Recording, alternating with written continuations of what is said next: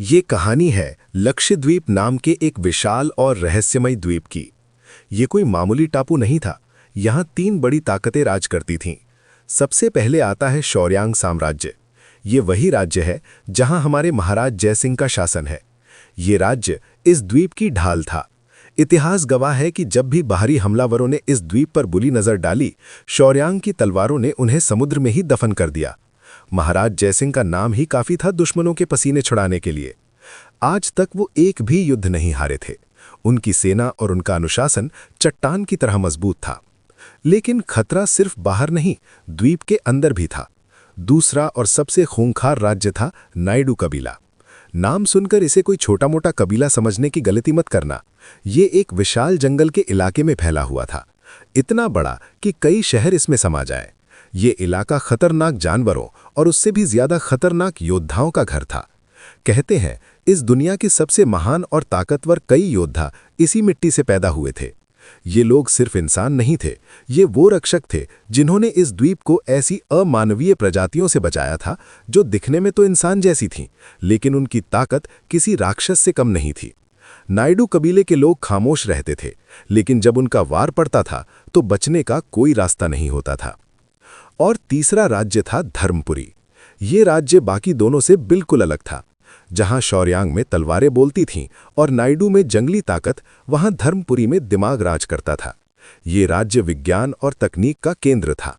यहाँ के राजा पृथ्वीराज मलिक, जो हमारे जयसिंह के जिगरी यार थे, उन्होंने अपने राज्य को बहुत आगे बढ़ा दिया था। धर्मपुरी ने कभी कोई महान योद्धा दुनिया को नहीं दिया और ना ही उन्होंने कभी सीमा की रक्षा की। उनकी ताकत थी उनका विज्ञान। वहां ऐसी ऐसी मशीनें और तकनीकें थीं जिन्हें देखकर बाकी दुनिया के लोग चमत्कार कहते थे और दूर दूर से उसे देखने आते थे। इसी विज्ञान की बदौलत धर्मपुरी सबसे अमीर और समृद्ध राज्य था। अब वापस चलते हैं शौर्यांग के राजमहल में। रात का सन्नाटा छाया हुआ था। पहरेदार अपनी मशालें लिए गश्त लगा रहे थे। परिंदा भी पर नहीं मार सकता था, ऐसी सुरक्षा थी। लेकिन एक साया था जो हवा से बातें कर रहा था। काला लबादा ओढ़े एक शख्स परछाई की तरह दीवारों पर रेंग रहा था। वो इतना माहिर था कि सिपाहियों के बगल से गुजर जाता और उन्हें हवा का झोंका तक महसूस नहीं होता। कभी वो चबूतरों से कूदता तो कभी दीवारों पर चढ़ता। उसके पैर जमीन पर पड़ते तो आवाज तक नहीं होती थी। उसने चेहरे पर नकाब पहन रखा था, लेकिन उसकी आंखों में एक शरारत थी और होठों पर एक बेफिक्र मुस्कान।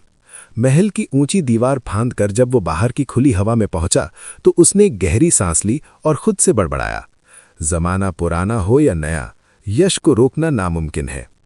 ये और कोई नहीं, हमारा ध्रुव था। होश में आने के बाद से वो अपने कमरे में कैद होकर रह गया था। उसकी मां महारानी गीतांजलि अपने बेटे को लेकर इतनी डरी हुई थी कि उन्होंने ध्रुव के कमरे को लोहे के किले जैसा बना दिया था। हर तरफ सैनिक। ध्रुव को तो कमरे से बाहर झांकने की भी इजाजत नहीं थी।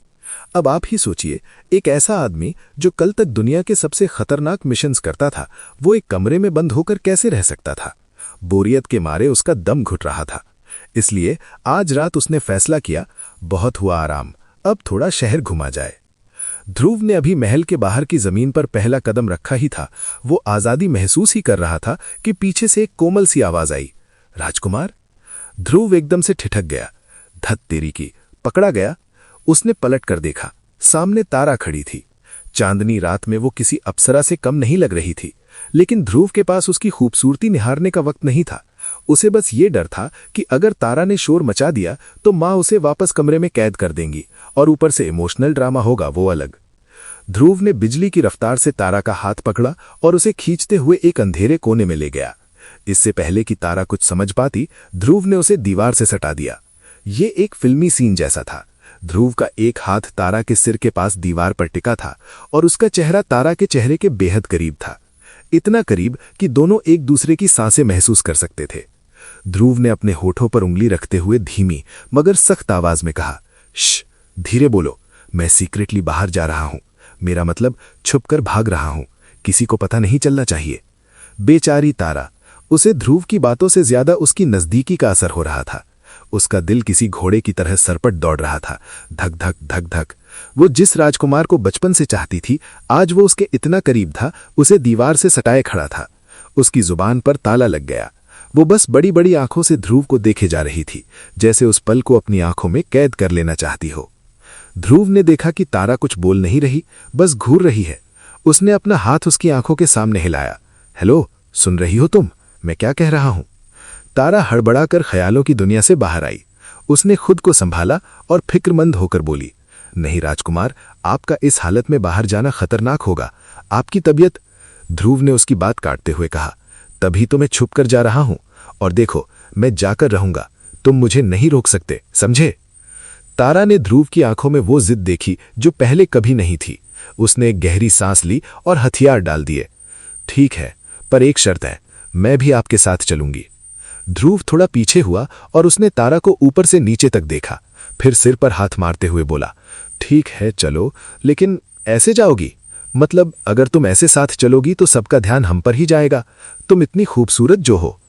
ध्रुव ने यह बात एकदम फ्लो में, बिना किसी रोमांटिक इरादे के एक फैक्ट की तरह बोली थी, लेकिन तारा के लिए उसके गाल शर्म के मारे टमाटर जैसे लाल हो गए, उसके कान गर्म हो गए। राजकुमार ने उसे खूबसूरत कहा। इधर ध्रुव, जो 10 भाषाएं जानता था, हथियारों का मास्टर था, लेकिन लड़कियों के मामले में वो पैदल था। उसे समझ ही नहीं आया कि तारा शर्मा क्यों रही है। वो उसे ब्लैंक फेस के साथ देख रहा था। तारा ने अपनी धड़कनों को काबू किया, अपने दुपट्टे से चेहरे पर एक नकाब बांधा और सिर्फ अपनी आंखें खुली रखीं। राजकुमार, क्या अब मैं चल सकती हूं? ध्रुव ने राहत की सांस ली। हाँ, अब ठीक है, चलो। दोनों चुपचाप अंधेरे रास्तों से आगे बढ़ने लगे। चलते चलते ध्रुव के दिमाग में एक सवाल कुलबुलाने लगा। उसने चलते चलते तारा की तरफ देखा और चलते चलते पूछा, वैसे तारा, तुमने मुझे पहचाना कैसे? मैंने तो पूरा चेहरा ढका हुआ था और मैं अंधेरे में था। तारा नकाब के पीछे मुस्कुरा दी। वो मन ही मन बोली, आपको पहचानने के लिए मुझे आंखों की जरूरत नहीं है राजकुमार, आपकी आहट ही काफी है। लेकिन उसने झूठ बोलते हुए कहा, वो मैंने बस गलती से आपका चेहरा देख लिया था जब आप मुड़ रहे थे। ध्रुव ने उसकी बात मान ली, लेकिन अंदर ही अंदर उसका एजेंट ईगो हर्ट हो गया। वो मन ही मन खुद को कोसने लगा, अभी यश, लानत है तेरे पे। तू दुनिया का नंबर 1 स्पाई बनता था और यहां एक मामूली सी लड़की ने तुझे पकड़ लिया। काहे का जासूस है बे तू, रिटायरमेंट ले ले। खैर, अपनी बेइज्जती को पचाते हुए ध्रुव ने बात बदली। अच्छा तारा, एक बात बताओ, मुझे इस दुनिया के बारे में कुछ बताओ। तारा ने हैरानी से उसे देखा। उसे लगा राजकुमार मजाक कर रहे हैं। ध्रुव समझ गया कि वो क्या सोच रही है। उसने तुरंत बहाना बनाया और हंसते हुए बोला, अरे वो क्या है ना, इस लंबी बीमारी की वजह से मेरा दिमाग थोड़ा रीसेट हो गया है, मुझे कुछ खास याद नहीं है। तो तुम मुझे सब कुछ बताओ जैसे किसी बच्चे को बताते हैं। ये दुनिया कैसी है, यहाँ के लोग कैसे हैं? तारा को उसकी बात पर विश्वास हो गया। उसने उसे लक्षद्वीप और तीनों राज्यों शौर्यांग, नायडू और धर्मपुरी के बारे में विस्तार से बताया। फिर वो थोड़ी गंभीर हो गई और बोली, राजकुमार, यहाँ के लोग साधारण नहीं हैं। यहाँ लोग योग और साधना करते हैं। वो अपनी इंद्रियों पर इतना नियंत्रण कर लेते हैं कि खुद को शक्तिशाली बना लेते हैं। उनकी शारीरिक शक्ति और क्षमता आम इंसान से कई गुना बढ़ जाती है। यहाँ अलग अलग हथियार चलाए जाते हैं, लेकिन तलवारबाजी को सबसे श्रेष्ठ माना जाता है। और हमारे महाराज जयसिंह, वो एक महान तलवारबाज हैं। तारा थोड़ा रुकी। उसकी आवाज़ में अब डर का एक हल्का सा कंपन था। और यहाँ कुछ ऐसे योद्धा भी हैं जो काले जादू में माहिर होते हैं। उन्हें सबसे खतरनाक माना जाता है राजकुमार। कहते हैं दुनिया उनके आगे झुकती है। वो अपनी आंखों से ही सामने वाले के मन को पढ़ सकते हैं, यहाँ तक कि उसे काबू भी कर सकते हैं। उनसे सामना न होना ही सबसे अच्छा रहता है। तारा की बातें सुनकर ध्रुव का मॉडर्न दिमाग तेजी से चलने लगा। वो सब कुछ अपनी पुरानी दुनिया के गेम्स और कहानियों से जोड़कर देख रहा था। वो मन ही मन विश्लेषण करने लगा। तो जैसा आजकल के वेब नॉवेल्स और ड्रामा में दिखाते हैं, वैसा कुछ नहीं है यहाँ। कोई जादुई सिस्टम नहीं है जो मुझे बताए, डिंग यू लेवल्ड अप, मतलब मैं रातों रात गॉड नहीं बन सकता। यहाँ रियलिटी है, यहाँ लेवल अप है, लेकिन वो गेम वाला नहीं, बल्कि मेहनत और स्किल वाला है। फाइटर जितनी प्रैक्टिस करेगा, उतना लेवल बढ़ेगा। उसने काले जादू वाली बात पर गौर किया। और शायद यहाँ कुछ साइकिक टाइप की पावर वाले लोग भी हैं जो माइंड कंट्रोल करते हैं। जो भी हो, तारा की बातों से एक बात तो साफ है, यहाँ कोई भी इमॉर्टल नहीं है। हर कोई मारा जा सकता है। ध्रुव के चेहरे पर एक डरावनी मगर आत्मविश्वासी मुस्कान आ गई। और मेरा एक ही उसूल है, अगर उसका खून बह सकता है तो मैं उसे मार सकता हूँ। जो चीज़ मर सकती है वो यश के आगे ज़्यादा देर तक टिक नहीं सकती। ध्रुव अपनी ही सोच में खोकर मुस्कुरा रहा था। तारा उसे बड़ी हैरानी से देख रही थी कि राजकुमार हवा में देखकर मुस्कुरा क्यों रहे हैं। जैसे ही ध्रुव को एहसास हुआ कि तारा उसे घूर रही है, उसने रिएक्ट किया। खे खे उसने खांसने का नाटक किया और बोला, चलो आगे चलते हैं। तो दोस्तों, हमारे यश भाई को ये तो समझ आ गया है कि इस दुनिया में कोई जादुई चीट कोड नहीं चलेगा। यहाँ अपनी स्किल्स पर ही खेलना पड़ेगा। लेकिन सवाल ये है कि जिस शहर में वो घूमने निकले हैं, क्या वो वाकई में सुरक्षित है? क्या नायडू कबीले के खूंखार योद्धा या वो काले जादूगर कहीं आसपास ही तो नहीं? और सबसे बड़ा सवाल, इस डेट पर, जो कि तारा के लिए तो डेट ही है, क्या ध्रुव को कुछ ऐसा मिलेगा जो उसकी जिंदगी बदल देगा? जानने के लिए हमारे साथ बने रहिए। अगर आपको ध्रुव और तारा की ये नोकझोंक पसंद आई तो कमेंट में वॉरियर कपल जरूर लिखें। कहानी को लाइक करें, शेयर करें और सब्सक्राइब करना ना भूलें।